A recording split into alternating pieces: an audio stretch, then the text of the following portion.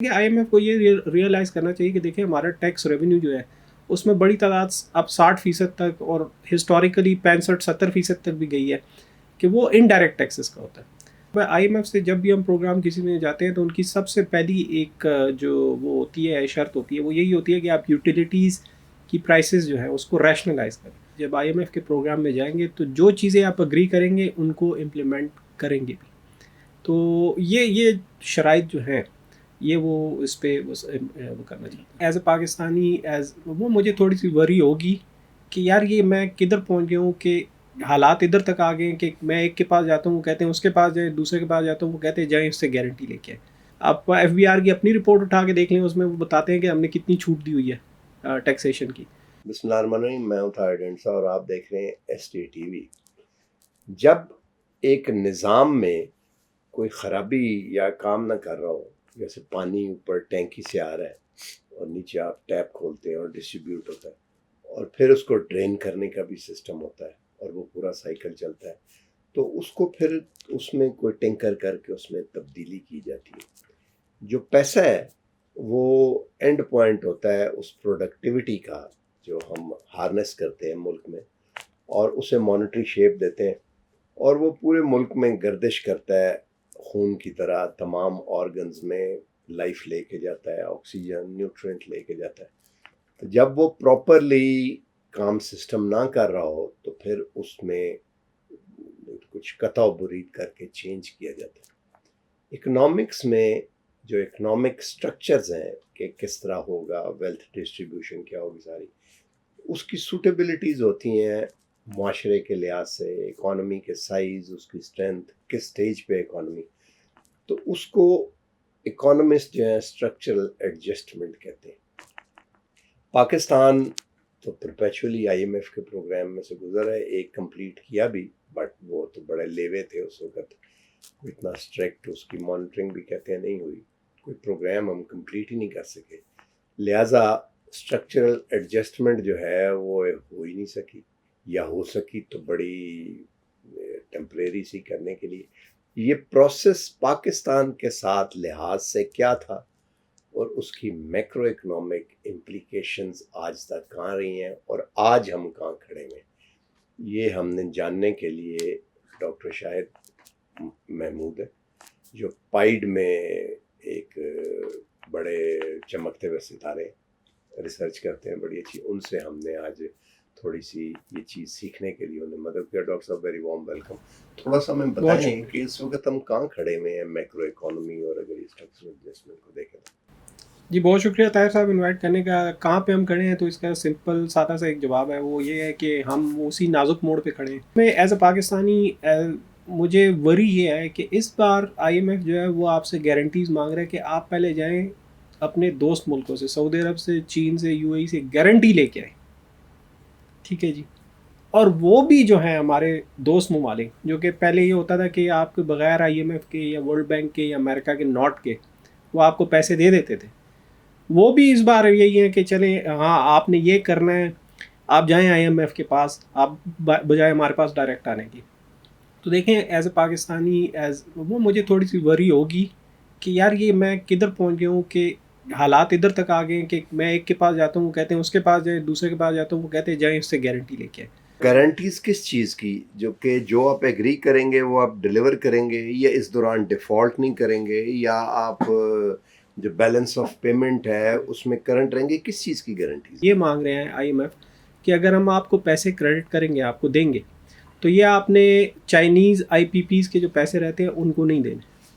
सो IMF इस बार मेरे ख्याल में उन्होंने भी ये गारंटी मांगी है, और साथ उनको जो हमारे ये ममालिक है जिन पे हम बड़ा डिपेंड करते हैं, सऊदी अरब हो गया, ख़ास तौर पे चाइना हो गया, कि उनसे ये सब गारंटी मांग रहे हैं कि इस बार जब आप कोई ये जब आईएमएफ के प्रोग्राम में जाएंगे तो जो चीज़ें आप अग्री करेंगे उनको इम्प्लीमेंट करेंगे भी।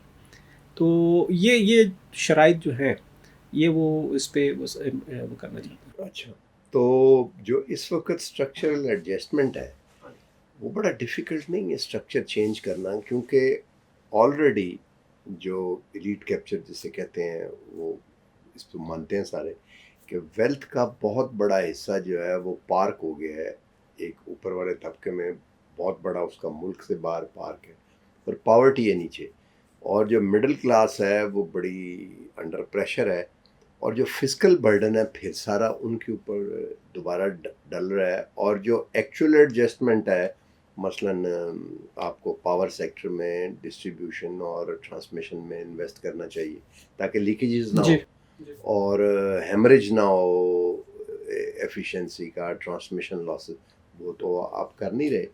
तो ये जो स्ट्रक्चरल एडजस्टमेंट है सोशली ये बड़ी डिफ़िकल्ट नहीं है, ये इसमें कोई शक या सस्टेनेबल है अगर मैं बहुत आगे की बात कर दूँ।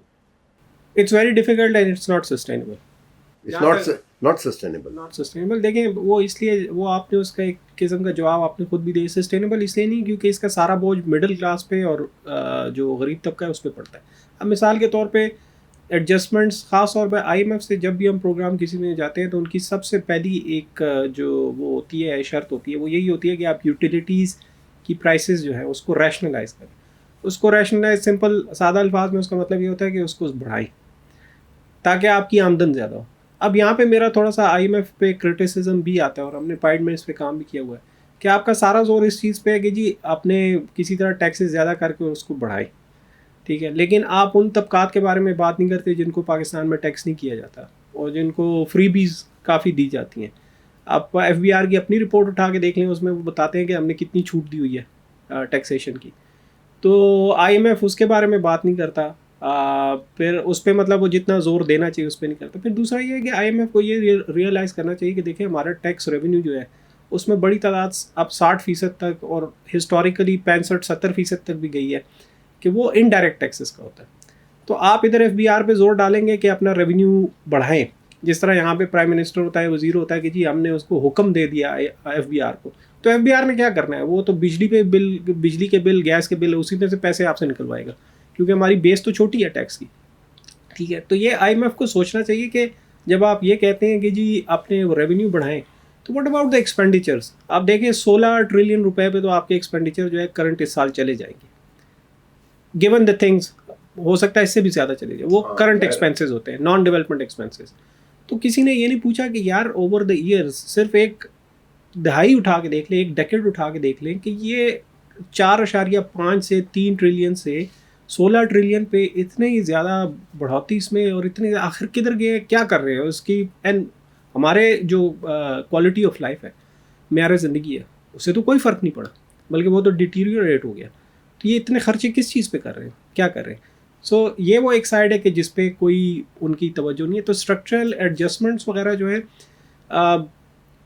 देखें जब भी ताहिर साहब आप जाएंगे किसी से पैसे मांगने ना, वो आप पे कुछ शराइत तो रखेगा, चाहे आप यहाँ पे आम बैंक चले जाएँ, चाहे गवर्नमेंट वो आईएमएफ के पास जाए, किसी क्रेडिटर के पास जाए, वो कुछ ना कुछ रिटर्न में मांगेगा।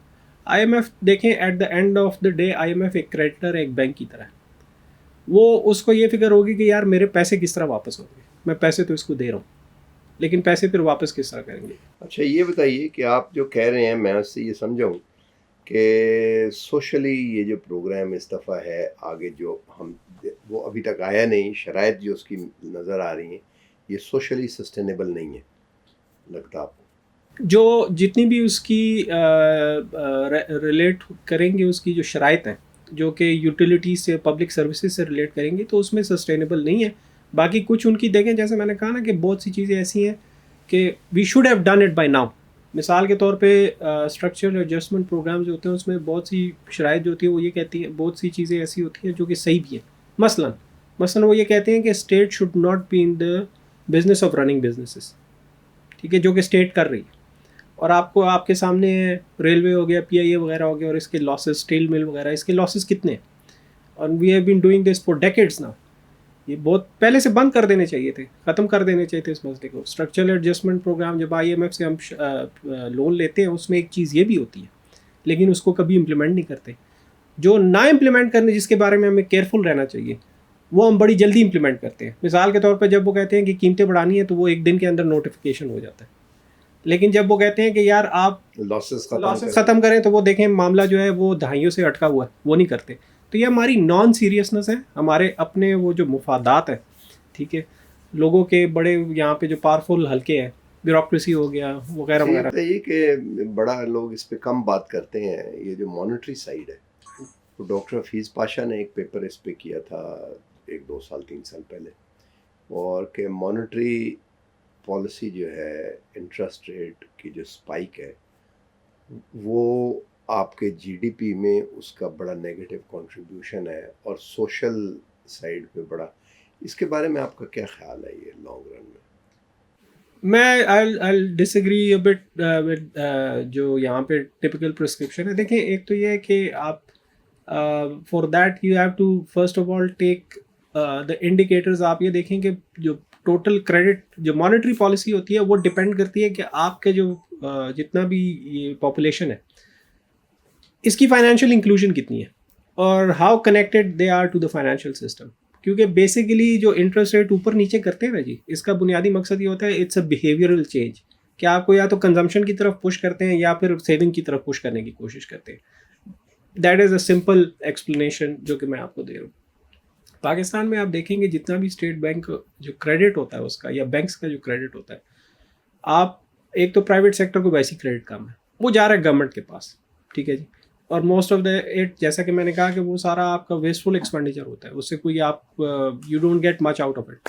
अच्छा, जो प्राइवेट सेक्टर को जो जितना क्रेडिट जाता है और कम है, वो भी आपका कॉन्सनट्रेटेड है। 90% से ज़्यादा जो है वो सिर्फ 3 शहरों में कॉन्सनट्रेटेड है, ठीक है जी। वो है कराची मेनली, उधर फिर लाहौर हो गया, फिर इस्लामाबाद हो गया, और साथ ही फैसलाबाद हो गया, क्योंकि वहाँ पे सियालकोट नहीं, सियालकोट टू सम एक्सटेंट, लेकिन ज़्यादातर फैसलाबाद। 3 4 शहरों में कॉन्सेंट्रेटेड है। तो यहाँ पे एक तो ये कि आपकी पॉपुलेशन का एक बड़ा हिस्सा जो है वो फाइनेंशियली नॉट इंक्लूडेड नहीं है।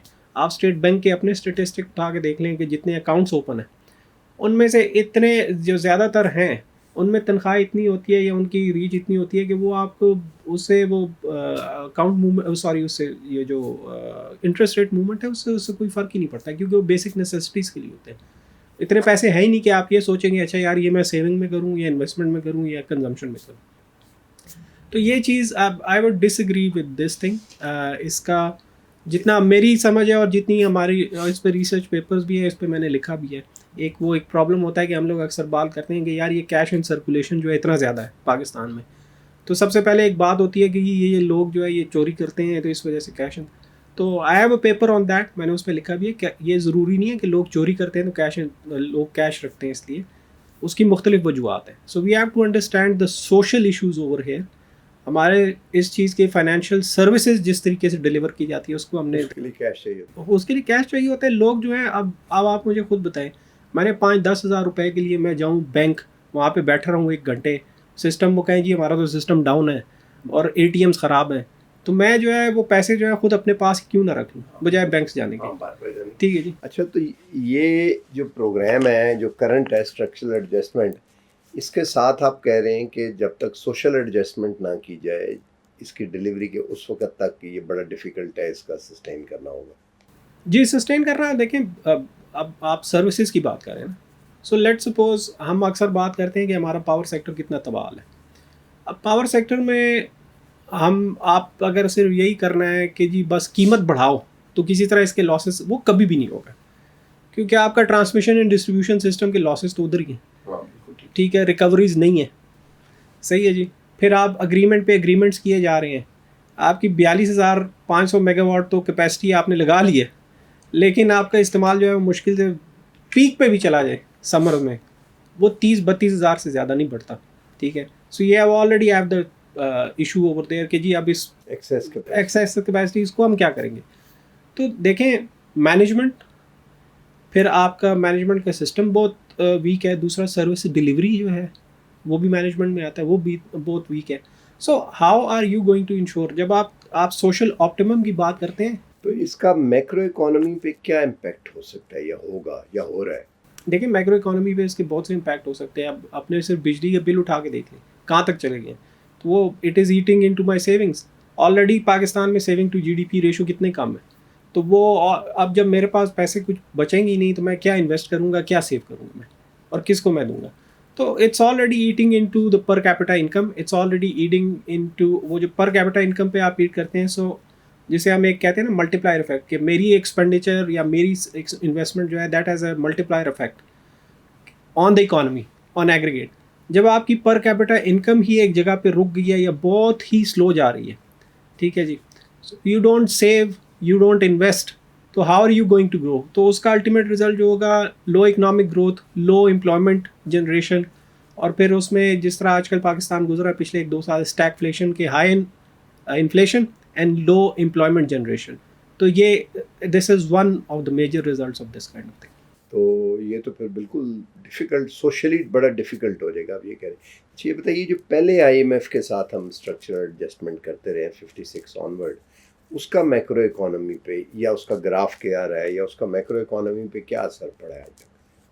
जो मेरी रीडिंग है, जो मेरी अंडरस्टैंडिंग है वो ये है कि देर वर सम इंस्टेंसेस जहाँ पे, जैसा कि मैंने कहा कि सारी उनकी जो वो बात करते हैं वो गलत नहीं होती, वो ठीक होती है। मिसाल के तौर पे आप 1991 में उन्होंने कहा कि जी अपनी फाइनेंशियल, एक मैं मिसाल दे रहा हूँ, तो 1988 के 87-88 के जो स्ट्रक्चरल एडजस्टमेंट प्रोग्राम्स था, उस वक्त भी हम डिफ़िकल्टी से गुजर रहे थे, फिजिकल डेफिसिट हमारा बहुत हाई हो गया था।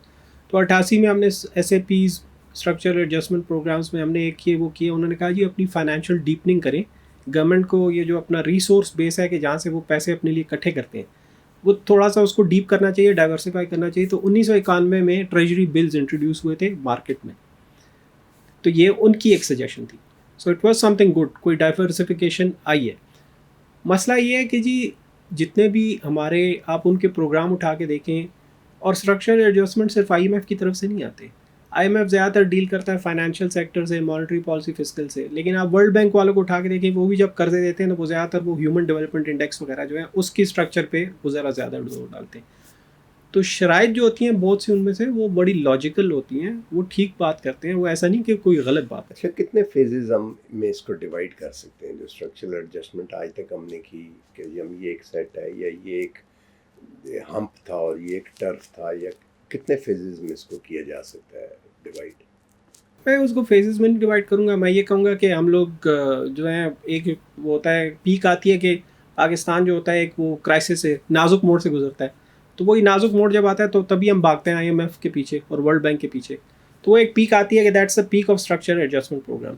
लेकिन as soon as we get the money, ठीक है जी, पैसे ले लिए, पैसे अकाउंट में आ गए, तो उन्होंने कहा बस अब मसला ख़त्म हो गया, हमें थोड़ी सी स्पेस मिल गई, और फिर वहीं से वो नीचे आपके आना शुरू हो जाते हैं, because nobody is ever serious in implementing those reforms अगर होंगे तो देखें यहाँ पे जो वो जिसे हम कहते हैं बहुत से ऐसे तबकात, ताकतवर तबकात, अगर रिफॉर्म्स हो गए तो फिर वो क्या करेंगे? ठीक है, मिसाल के तौर पे अगर ये पता चलना शुरू हो गया कि किसी ने ये बंद कर दिया कि ये प्लॉट्स वगैरह मिलने बंद हो जाए, तो बहुत सौ की दुकान यहाँ पे बंद हो जाएगी, ठीक है जी। तो इस पर भी बात हुई है, ऐसा नहीं है कि नहीं बात हुई।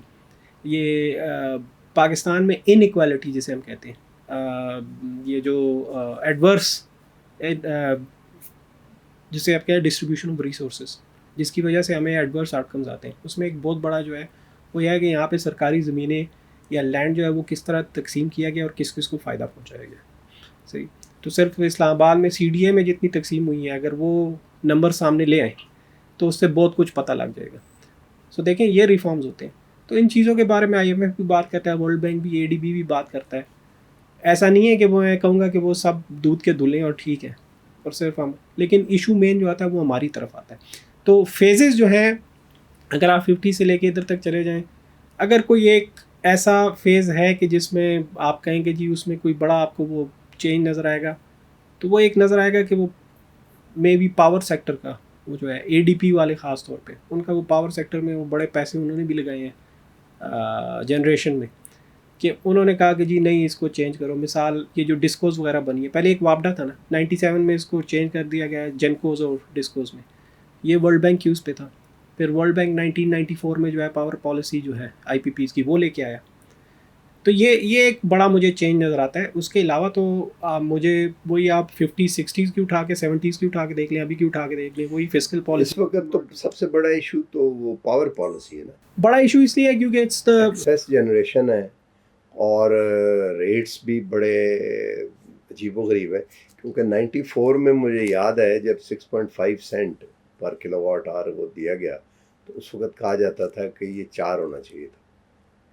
2.5 सेंट या 3 सेंट ज़्यादा है, जो कि किकबैक्स गई हैं कुछ लोगों को, 1 cent over the lifetime of generation of a project दूसरों को 4 सेंट होना चाहिए था उसका, वो कहते थे, कहा जाता था। और फिर जो उसके लिए फ्यूल इस्तेमाल किया गया, शुरू में तो फर्नेस ऑयल था ज़्यादातर। ताहिर साहब ये लंबी दास्तान है, लेकिन मैं I will be very brief. अगर कोई ये कहता है कि आईपीपीज़ के एग्रीमेंट्स में कोई मसला नहीं था, तो मैं कहूँगा कि बहुत गलती पे। मसला था, मसला है, और बहुत बड़ा मसला है। ठीक है, क्या मसला है? मैं आपको 1-2 मिसालें देता हूँ just to make it clear. अभी जो हमें कैपेसिटी पेमेंट्स का मसला आ रहा है, वो आ रहा है जो हमारे 2013-14 में हमने एग्रीमेंट साइन किए थे सी पे। हाँ बिल्कुल ठीक। ठीक है जी। अच्छा, जुलाई 2013 में ऐसा होता है कि एक कंपनी इनकॉर्पोरेट होती है यूएई में, जुलाई 2013 में। 2 हफ्ते बाद जो है उनको पाकिस्तान में आईपीपी चलाने का कॉन्ट्रैक्ट मिल जाता है, सिर्फ 2 हफ्ते बाद। अच्छा, दूसरी बात यह कि देखें ताहिर साहब, अगर आईपीपी के एग्रीमेंट्स में कोई प्रॉब्लम नहीं है, लोग कहते हैं कि यार कोई इशू नहीं था, तो फिर आप उनको आज तक आपने छुपा के क्यों रखे हुए? उनको पब्लिक क्यों नहीं करते? क्या इशू क्या? ठीक है।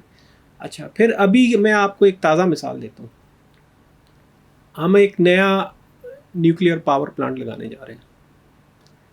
अच्छा, अब सारे कह रहे हैं कि जी ये कैपेसिटी पेमेंट का इशू है, हमारे पास ऑलरेडी इतनी कैपेसिटी है कि हम इस्तेमाल ही नहीं कर सकते, और सर्दियों में तो बिल्कुल ही गिर जाती है उसकी डिमांड, तो क्या करें? अच्छा, ये न्यूक्लियर पावर प्लांट के लिए जो हम नया लगाने जा रहे हैं, इसके लिए हम मज़ीद $3 बिलियन जो है कर्ज लेंगे चाइना से। ये किधर लग रहा है? चश्मा कि जब आपके पास ऑलरेडी इतना ज़्यादा मौजूद है जो आप इस्तेमाल ही नहीं कर सकते, आपका सिस्टम ऑलरेडी तबाह है, ट्रांसमिशन एंड डिस्ट्रीब्यूशन तो बिल्कुल तबाह है, तो यार पैसे इधर लगाने चाहिए या पैसे मज़ीद आप जनरेशन में लगाने चाहिए। ठीक है, और ये 4-5 साल से इस प्रोजेक्ट को पुश किया जा रहा है कि नहीं जी इसको करें, इसको करें, इसको करें। क्यों? ठीक है, कोई पूछने वाला नहीं है। क्या वजह? कौन कर रहा है? अच्छा, अब $3 बिलियन आपने मजीद ले ली, कौन कर रहा है? व्हाट डू यू थिंक, क्यों पुश किया जा रहा है? देखिए, यही मैं जैसे कहता हूँ ना, इंटरेस्ट ग्रुप्स जो होते हैं। कौन सा इसके पीछे? कौन सा? इसके पीछे पाकिस्तान एटॉमिक एनर्जी कमीशन था। जिस तरह ये साहिवाल में जो कोल पावर प्लांट लगाया गया, उसके पीछे PMLN थी और इनके लोग थे। ठीक है, वरना इसकी कोई तुक ही नहीं बनती थी कि अगर आप कोल पे चला रहे हैं और वो भी इम्पोर्टेड कोल पे, तो यार इम्पोर्टेड कोल जो है वो आएगी सारी बंदरगाह पे। साहिवाल कहाँ पे है? कराची कहाँ पे है? ठीक है, लेकिन आपने वोट बनाने थे, वो आपने साहिवाल में लगा दिया, क्या फ़र्क पड़ा? तो अब देखें, ये चीज़ें हैं कि कोई इनको रोकने वाला, कोई इनको पूछने वाला नहीं है। अब $3 बिलियन आप ले रहे हैं, आगे ये $130 बिलियन का कर्जा है, और कैपेसिटी पेमेंट्स है हमारी जो है अरबों में। इस बार भी कितने 2 ट्रिलियन रुपए जो है हम कैपेसिटी पेमेंट्स में देंगे। ये भी कैपेसिटी पेमेंट होगी इसकी तो खैर पब्लिक सेक्टर में होगी। एक कैपेसिटी पेमेंट का जो है, देखें, जो हम कर्ज लेते हैं एक पावर प्लांट लगाने के लिए, तो वी हैव टू पे इट बैक। वो तो आपके फिक्स्ड है, वो फिक्स कॉस्ट है, वो कैपेसिटी पेमेंट्स है, आपको पैसे देने ही देने, तो वो कैपेसिटी पेमेंट्स है, you can not escape it. तो अब ये $3 बिलियन जो लेंगे, तो ये भी तो आपने वो करने हैं। ये तो क्या ख्याल है आपका, वापस नहीं करेंगे हम? लेकिन इशू वहीं पे है। अच्छा, वे फॉरवर्ड क्या है अब इसका? आप क्या समझते हैं कि ये 3-4 चीज़ें जो हैं अगर करेक्ट हों तो हम रास्ते पे जाए? देखिए, इसमें ताहिर साहब जो वे फॉरवर्ड है ना, हमने इकोनॉमिक रिफॉर्म्स पे पाइड में जो है काफ़ी काम किया, और इस चीज़ पे हमने कितनी हमारी पब्लिकेशंस में आई हैं। It starts from micro level goes to the macro level. हमने हर चीज़ पे, अब you have to first of all आपकी डिसीजन मेकिंग जो है ना, मैं चंद मिसालें दे देता हूँ, चंद एक चीज़ें। डिसीजन मेकिंग जो है वो आपकी जो है वो सिर्फ ब्यूरोक्रेसी और मिलिट्री और ये 2-3 ग्रुप्स जो हैं बड़े बड़े पावरफुल, इस तक नहीं रहनी चाहिए, और पॉलिटिशियंस, ये 3 बड़े ग्रुप है जो डिसीजन करते हैं। It has to be transparent. ठीक है, आपकी इकॉनमी जो है, मिसाल के तौर पे अभी आपके सामने है वो वज़ीर ख़जाना जो आए हैं, वो पाकिस्तान की नेशनलिटी भी छोड़ चुके थे, वो आए हैं हल्फने से 1 घंटे पहले नादरा ने उनको दोबारा शनाख्ती कार्ड जारी किया। तो यार ये कोई तरीका नहीं है। ठीक है, उसको ला के आपने वज़ीर, क्यों यार पाकिस्तान में कोई इकॉनमिस्ट नहीं है, मर गए सारे, क्या मसला है? लेकिन वो किसी की सिफारिश पे आए ना, किसी की ज़ोर पे आए। सही है, तो ये ट्रांसपेरेंसी लानी है। आपके बैंकर्स, अकाउंटेंट्स और पॉलिटिशियंस जो है वो इकॉनमी ना चलाएं, पॉपुलिज्म ना करें। पाकिस्तान में आपने इतने ज़्यादा रेगुलेटरी एजेंसीज, टैक्सों की भरमार, प्रोविंशियल टैक्स, फेडरल टैक्स, तहसील लेवल के टैक्स, तो ये सारी चीज़ें हैं। ये रिफॉर्म में इट्स अ मैसिव थिंग, लेकिन इट कैन बी डन। अच्छा, चलिए जी, बहुत बहुत शुक्रिया। तो बॉटम लाइन ये हुई कि एक्चुअल रिफॉर्म्स पे तवज्जो देना बहुत ज़रूरी है, जिसका क्लोज़ ताल्लुक सोशल हमारे सेटअप से भी है कि जो स्टेटस को है वो ज़ाहिर है तवज्जो उसकी इस पे ही रहती है कि स्टेटस को कायम रहे, उसको तब्दील करना पड़ेगा। और उसमें सबसे ज़्यादा बात ये है कि उन्हीं लोगों पे ज़्यादा है जिन्होंने इसको तब्दील करना है और वही बेनिफिशरी हैं इसके। देखते हैं क्या होता है। आज तक के लिए इतना ही, मिलते हैं अगले प्रोग्राम में। अल्लाह।